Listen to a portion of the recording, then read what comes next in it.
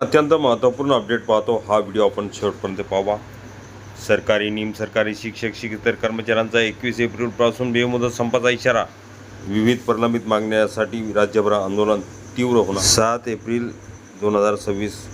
नमस्कार मित्रांनो, चॅनलमध्ये आपले स्वागत आहे। तत्पूर्वी आपण नवीन असाल चॅनलला आता सबस्क्राईब करा, समोरील बेल आयकॉनला क्लिक करा। निश्चितच नवनवीन अपडेट अखिल दामोदर सर क्लासेस चॅनलमार्फत सतत आपल्याला पाहायला मिळते। पाहूया सविस्तर। महाराष्ट्रातील सरकारी व निमसरकारी कर्मचारी तसेच शिक्षक शिक्षकेतर कर्मचाऱ्यांच्या विविध प्रलंबित मागण्यांकडे शासनाचे सातत्याने दुर्लक्ष होत असल्याचा आरोप करत राज्यभरातील कर्मचाऱ्यांनी आता आंदोलनाचा मार्ग स्वीकारण्याचा निर्णय घेतला आहे। सरकारी निमसरकारी शिक्षक शिक्षकेतर कर्मचारी समन्वय समिती महाराष्ट्र राज्याच्या वतीने 21 एप्रिलपासून बेमुदत संप पुकारण्यात येणार असल्याची घोषणा करण्यात आली आहे। समितीच्या निवेदनानुसार मागील अनेक महिन्यापासून शासनासोबत चर्चेचा प्रयत्न करण्यात आले। मुख्यमंत्री स्तरावर देखील संवाद साधण्याचा प्रयत्न झाला, मात्र 15 महिन्याच्या कालावधीत ठोस निर्णय न झाल्याने कर्मचाऱ्यांची नाराजी वाढली आहे।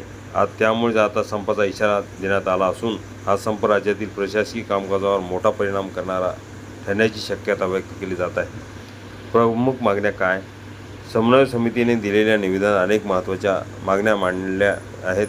त्यामध्ये प्रमुखतः जुनी पेन्शन योजना OPS लागू करावी, केंद्राप्रमाणे राज्य कर्मचाऱ्यांना सुधारित वेतन श्रेणी व भत्ते द्यावेत, कंत्राटी रोजंदारी तात्पुरत्या कर्मचाऱ्यांना कायमस्वरूपी सेवेत समाविष्ट करावे, शिक्षक व शिक्षकेतर कर्मचाऱ्यांच्या रिक्त पदाची तात्काळ भरती करावी, आरोग्य सुविधांमध्ये सुधारणा करून सर्व कर्मचाऱ्यांना कॅशलेस उपचार योजना लागू करावी, सेवांतर्गत पदोन्नती व इतर लाभामध्ये असलेली तफावत दूर करावी, सहायता वेतन आयोगातील त्रुटी दूर करून प्रलंबित देयके अदा करावी, याशिवाय शिक्षण क्षेत्रातील विविध प्रशासकीय अडचणी दूर करण्याबाबतही समितीने शासनाकडे ठोस मागण्या केल्या आहेत। शासनावर नाराजी।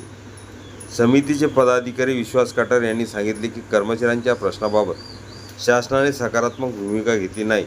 वारंवार निवेदने देऊनही ठोस निर्णय घेतला जात नाही। त्यामुळे कर्मचाऱ्यांची संयम संपला असून आता आंदोलनाशिवाय पर्याय उरलेला नाही। राज्यभर परिणाम होण्याची शक्यता। 21 एप्रिलपासून सुरू होणाऱ्या ह्या बेमुदत संपात मोठ्या प्रमाणावर कर्मचारी सहभागी होण्याची शक्यता आहे। यामध्ये शिक्षण, आरोग्य, महसूल, सार्वजनिक बांधकाम तसेच इतर महत्त्वाच्या विभागातील कर्मचारी सहभागी होऊ शकतात। त्यामुळे शासकीय कामकाज, शाळा विद्यापीठाचे दैनंदिन व्यवहार तसेच नागरिकांना मिळणाऱ्या सेवांवर परिणाम होण्याची शक्यता वर्तवली जात आहे। विद्यार्थ्यांवरही परिणाम। शिक्षकांच्या सहभागामुळे शाळा व महाविद्यालयातील अध्यापनावर परिणाम होणार असून परीक्षाचे वेळापत्रक व शैक्षणिक कामकाज विस्कळीत होण्याची भीती व्यक्त केली जात आहे। पालक व विद्यार्थ्यांमध्ये बाबत चिंता वाढत आहे। पुढील दिशा। समन्वय समितीने शासनाला आवाहन केले आहे की संप सुरू होण्यापूर्वीच कर्मचाऱ्यांच्या मागण्यावर सकारात्मक निर्णय घ्यावा, अन्यथा राज्यभर आंदोलन तीव्र केले जाईल असा इशाराही देण्यात आला आहे। एकूणच 21 एप्रिलपासून होणारा हा बेमुदत संप महाराष्ट्रातील प्रशासकीय आणि शैक्षणिक यंत्रणेसाठी मोठे आव्हान ठरणार आहे।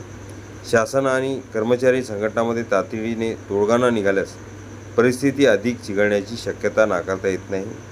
निवेदन पाहण्याअगोदर हा व्हिडिओ उपयोगी वाटला असेल लाईक, शेअर आणि अखिल दामोदर क्लासेस चॅनलला लगेच सबस्क्राईब करा, लाईक करा, कमेंट्स करा। 7 वेळा लक्षवेधी आंदोलनाद्वारे मुख्यमंत्र्यांचे भेटीसाठी प्रयत्न केले, पण 15 महिन्याच्या चर्चेसाठी वेळच मिळाली नाही। त्यामुळे तीव्र आंदोलन 21 एप्रिलपासून होणार आहे। निवेदन महत्त्वपूर्ण आपण याबाबत थोडक्यात स्पष्टीकरण बघितलेले आहे।